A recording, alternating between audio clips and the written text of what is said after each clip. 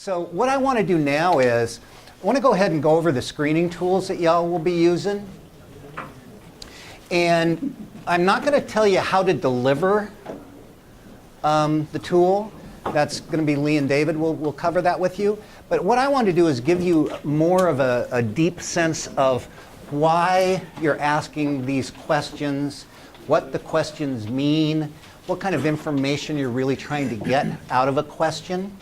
And the assumption here is both of the screens you're using, the alcohol use disorders identification test, the Audit, and the drug abuse screening test 10, the Dast, these are valid and reliable screening tools, which means they measure what we want them to.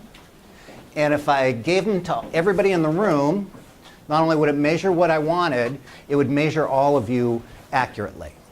Okay, so it's valid and reliable.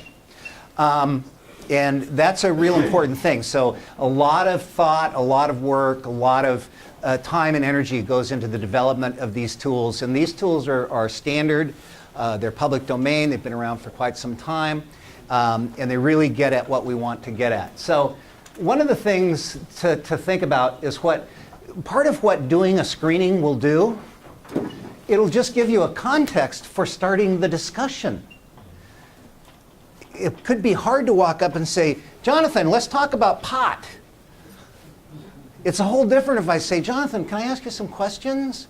And we start to open up a context where we can then move into this discussion.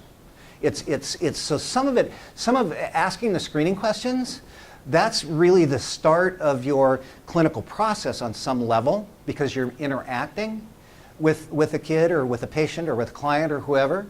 And that's where your relationship is starting. So it gives you a context for having this discussion. It also gives you some pretty accurate information on how involved this particular individual is with substance use. Not necessarily a frequency or amount or anything like that. Those are kind of secondary. But how really involved they are. And then insight into areas where substance use is creating problems. Because when we start to talk about the clinical piece, when Lee and David come up, they're going to talk about how we really hone in motivational interviewing. As you move forward, you'll learn is really honing in on a specific problem area and then working with it to make some change. So it gives you an idea where there might be problems. Screening does not provide a diagnosis. It's like a blood pressure. A blood pressure does not diagnose anything. It merely assesses risk. It screens for a certain amount of risk. So very important that you're not diagnosing anyone. So the drug abuse screening test, it's 10 questions. It's yes or no. Pretty simple. It's drug specific. We're going to ask about drugs specifically separate from alcohol.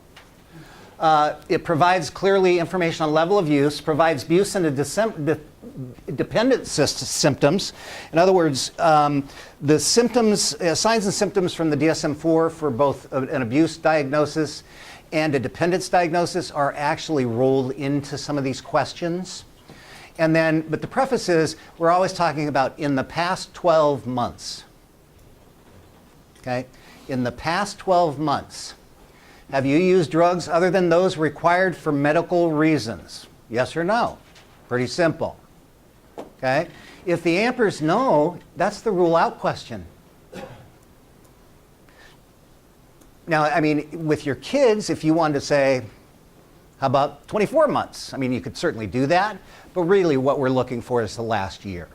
And so if they say no, that rules out. You're done with that screen. That's pretty easy. So there's no problem? No. But what if they lie?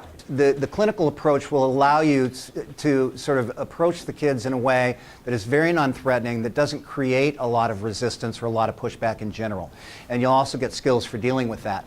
But I'm going to go ahead and assume that all of your kids are honest.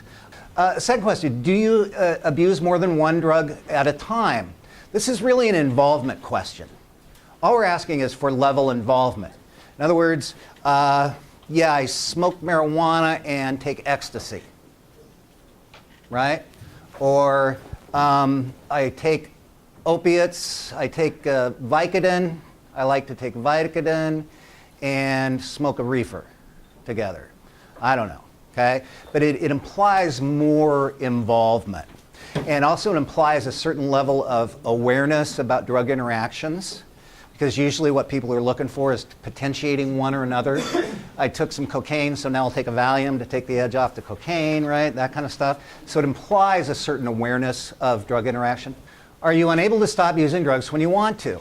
Technically, this is a dependence question. If you look at the dependence criteria in the DSM-4, it says basically inability to control the amount, frequency, and frequency or quantity of use. Yeah, quantity, frequency, good enough. Quantity, frequency choices, which implies a certain level of physiological change that requires you, once you start, it makes it very difficult to stop. And this is a classic example of somebody says, I'm only going to have one beer and has 6. Or says, I'm just going to have a couple and ends up completely drunk, right? That can be a sign of loss of control. So that implies significantly more involvement. Even if they say, I only drink once a month, you could drink once a month and still experience this. So it implies that there's some physiological change somewhere. Have you ever had blackouts or flashbacks as a result of drug use? Again, this is much more of a dependence question. And again, we're not diagnosing. That's really important.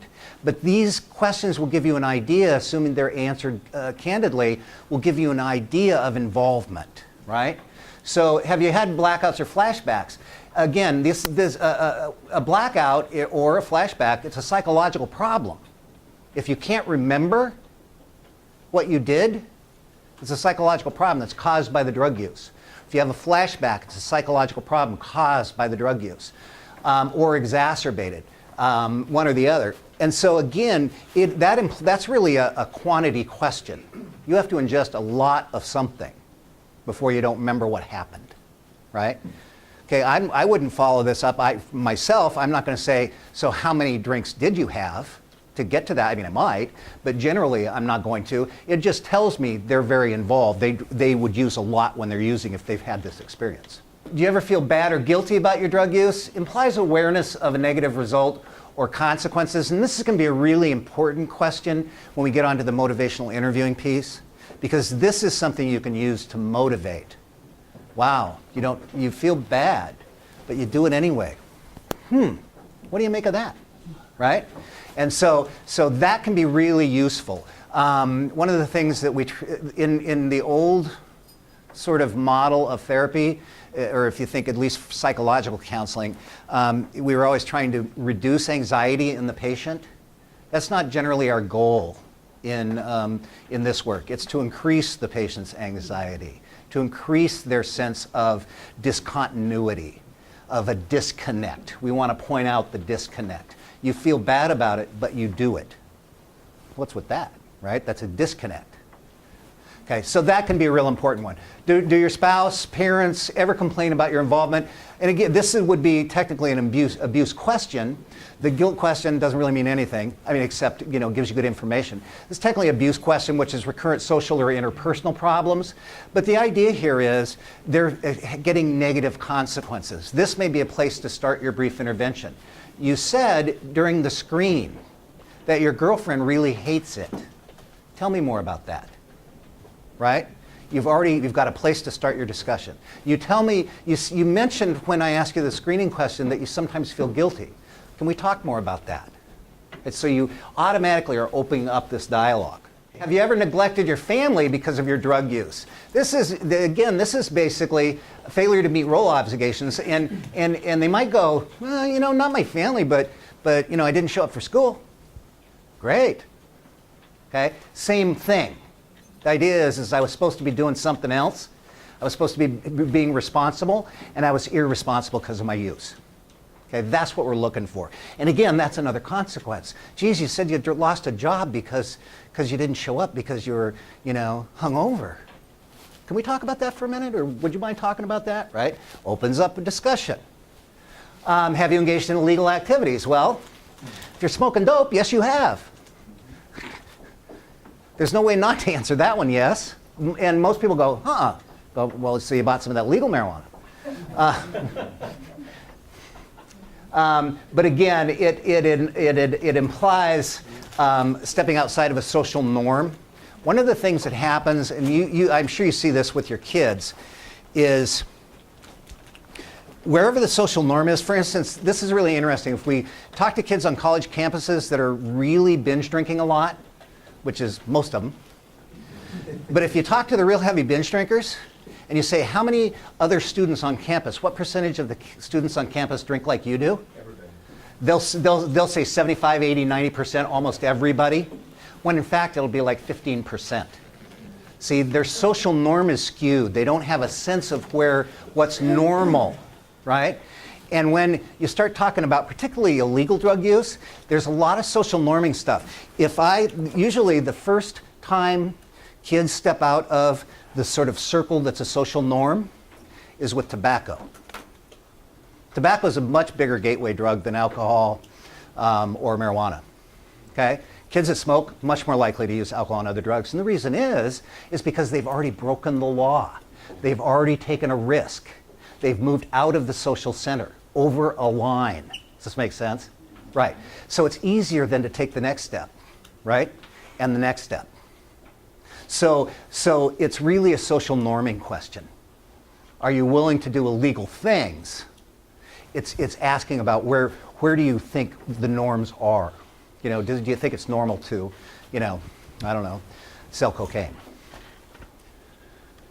Have you ever experienced withdrawal symptoms or felt sick when you stopped taking drugs? This is a dependent questions. Again, this implies high frequency, high dose exposure. The only way you can get withdrawal symptoms is if you've made basically a cellular adjustment to the presence of drugs in your body and you're sick when they're not there. So shaky, that kind of stuff. And you might need to explain that. What do you mean by withdrawal symptoms? Well, felt sick or shaky the next day, those kinds of things. And it's a dependence question. And have you had medical problems as a result of your drug use? Generally, you're not going to see this. This is a really, that's a real chronic sort of late stage question. I would only expect really chronic sort of late stage people who are chemically dependent to ever answer yes to that. Now, they could be, I fell down and bumped my head. That's a medical problem. Fell off the porch once, broke my ankle when I'd been smoking or riding my skateboard while I was smoking dope and dropping acid and taking Valium and drinking. Hurt myself. Okay, so it could be. But chances are you're not going to get much of an answer for that. But again, we're not trying to diagnose anything. We're merely gathering data. We're just gathering data. And the information we get can then be a starting point for that brief intervention. So with the Dast, for every yes answer, score 1 point except question 3. And for question 3, score 1 point for no answer.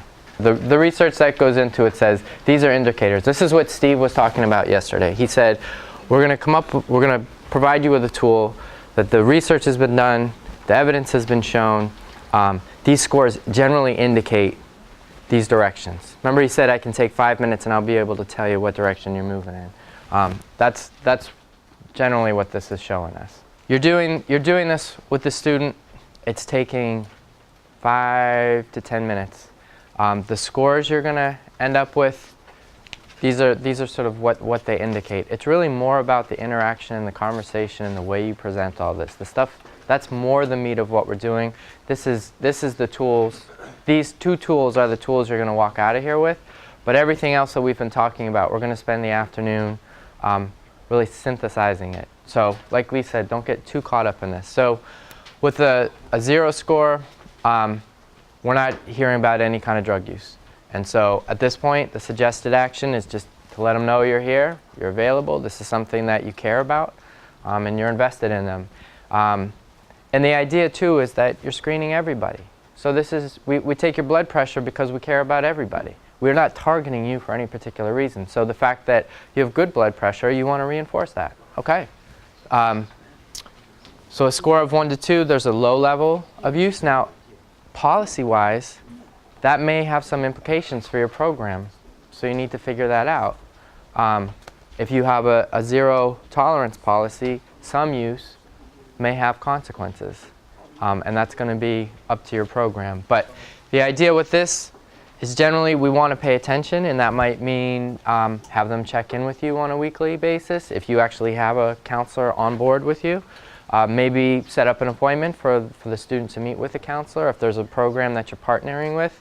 I know LA County was saying we want to see if we can actually get you into an AA or an NA meeting just so you can kind of see what that's like. That might be indicated. It's going to be up to your individual programs. A 3 or 5, we're seeing a moderate level of use. Further investigation required. Pretty vague.